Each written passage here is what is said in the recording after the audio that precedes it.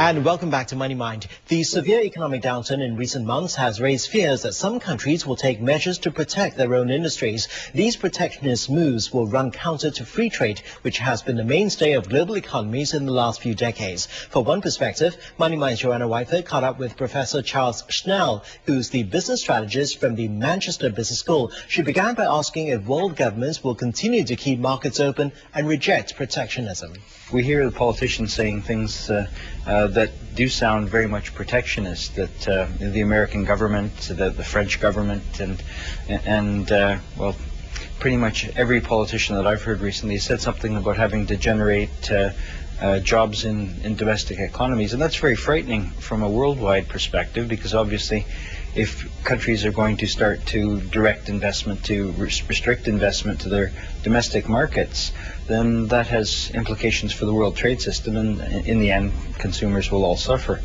But the positive thing, I think, the most positive aspect of this is that our markets are so integrated that it's really impractical to try to create any kind of a protectionist system that's going to keep money inside of countries. We've created a system for many products where production has become so integrated. There's so much of the trade that we look at happens within an industry that it isn't really practical to say that we have to buy our goods from one country.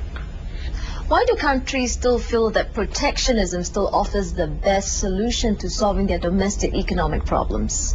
I don't think anybody does. And in fact, even when we hear President Obama say in the United States that we have to look out for American jobs, the next week when he's in Britain or Canada, he'll say we have to maintain free trade.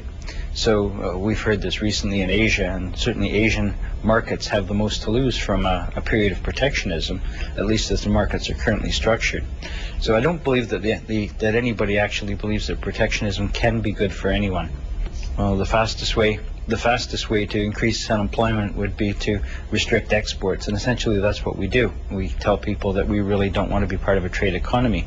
Has this recession made it even more important for a regional grouping like ASEAN to speed up its goal of achieving a single market? If we believe that multilateral organizations or multilateral alliances lead to real free trade, I think that's a good idea.